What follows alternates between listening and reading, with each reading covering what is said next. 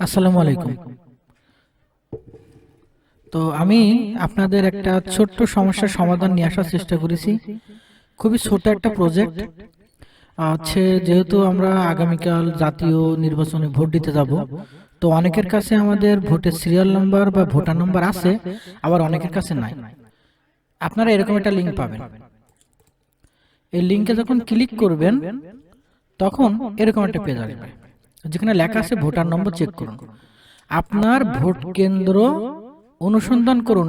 এই লেখাটার নিচে ফাঁকা ঘরে তথ্যগুলো দিতে হবে, যেমন জাতীয় পরিচয়পত্র নম্বর মানে আইডি কার্ডের নম্বর, জন্ম তারিখ, ঠিক আছে, দিয়ে অনুসন্ধান করুন এরকম একটা বাটন আছে। সেখানে ক্লিক করলে ভোটার নম্বর সহ সিরিয়াল নম্বর বা কর্মিক নম্বর এবং কেন্দ্রের তথ্য আমরা দেখতে পাবো। তো দেখেন এই লেখাটার নিচে দেখবেন এখানে একটা সাইট আছে, আপনি ফোন দিয়ে কাজটা করতে পারেন। একটু নিচের দিকে আমি স্ক্রল করে চলে যাচ্ছি। এখানে দেখেন 10 সংখ্যার এনআইডি নাম্বার দিন। এর মধ্যে গেলে কিন্তু 17 সংখ্যার মানে পুরাতন যে আইডি কার্ড সে নাম্বার দিয়ে আপনি সার্চ করতে পারবেন। তো 10 সংখ্যার এনআইডি নাম্বার এটা থাকবে সিলেক্ট করা, আর আপনার জাতীয় পরিচয়পত্র 10 নম্বর 10টা যে সংখ্যা আছে সেটা এখানে লিখতে হবে। তো আমি একটা নাম্বার লিখতেছি।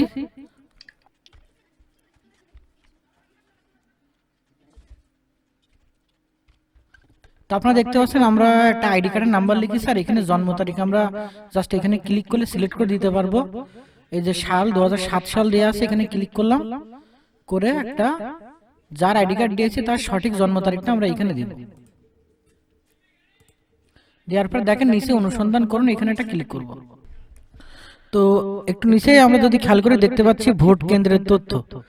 এখানে ভোটার নাম্বার, ক্রমিক বা সিরিয়াল নাম্বার যেটা বলে ওটা আছে, লিঙ্গ পুরুষ, আর একটা কেন্দ্র মানে কোথায় ভোটটা হবে তা আছে। এছাড়াও একটু নিচের দিকে খেয়াল করলে দেখতে পারবো যেখানে গুগল ম্যাপে তার লোকেশনটা আমরা দেখতে পাচ্ছি। তো যাই হোক, একটু নিচে আমি আসতেছি। এইখানে আপনার ভোট কেন্দ্রের যে তথ্যটা আপনি পেয়েছেন উপরে, ওই তথ্যগুলো কপি করে বা নতুন করে লিখে এই যে ভোটার তথ্য ফর্ম নামে একটা ফর্ম আছে এখানে, এখানে যদি আমরা তথ্যগুলো পূরণ করে এই যে কার্ড তৈরি করে ক্লিক করি, তাহলে ওই তথ্যগুলো দিয়ে সুন্দর একটা কার্ডের মতো সাজিয়ে আমাদের সামনে আসবে। আর ডাউনলোডে ক্লিক করলে পরে ডাউনলোড হবে, পরে আমরা ওই ছবি আকারে ওইটাকে অন্যদের কাছে পাঠাইতে পারবো বা ইউজ করতে পারবো। তো আমি একটু দেখি এখানে যে নারী মানে পুরুষ বা মহিলা অপশন আছে, পুরুষে ক্লিক করলাম।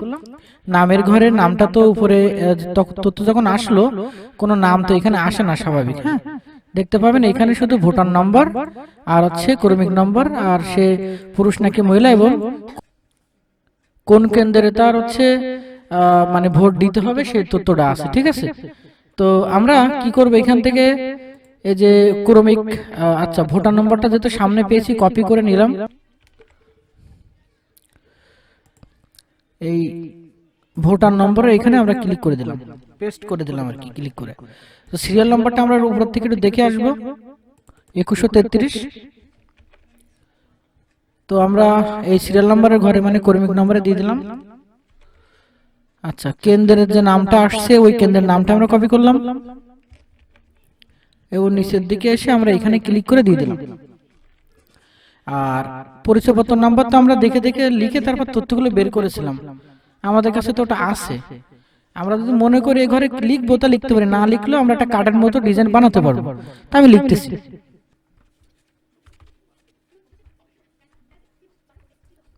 আর এখানে নামটা আমরা লিখে দিতে পারি।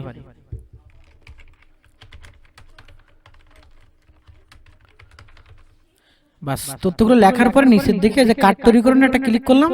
তো এটা একটা কার্ডের মতো আমাদের সামনে চলে আসলো। এখন আমরা ডাউনলোড নামে একটা বাটন দেখতে পাবো, এখানে একটা ক্লিক করলাম। ক্লিক করার সাথে সাথে আমাদের ফোনে বা কম্পিউটারে এটা ডাউনলোড হয়ে যাবে। আমরা চাইলে এটা ওপেন করে দেখতে পারি বা কাউকে শেয়ার করে পাঠাতে পারি। ধন্যবাদ সবাইকে।